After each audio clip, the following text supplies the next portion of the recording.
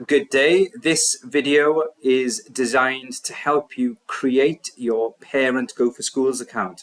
Now, you can have Go4Schools on the app, which you can download.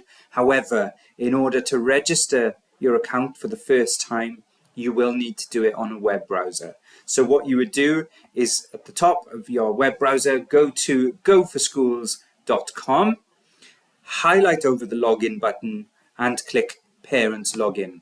If you already know your details, you can sign in. If you've already registered before, but you've forgotten your password, you can click Forgotten Your Password and go through the process of being emailed that information to reset it.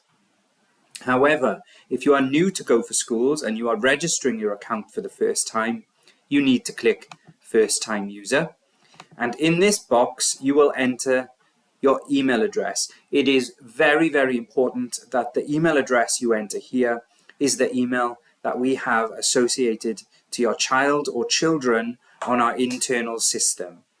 If it is not matched to one of your children in school, you will not receive an email.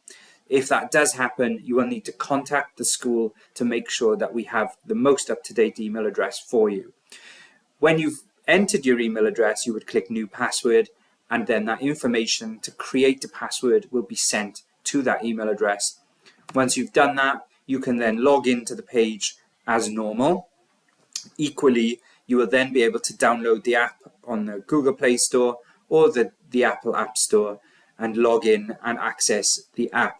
The app, of course, does not give as much information as the website does, so we do always advise parents to log in via the website.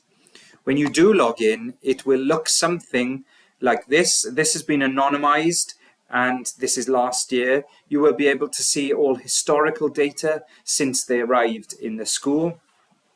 You've got percentage information, form information, you have ongoing and recent homework tasks, you have a breakdown of how they're performing in all their different subjects.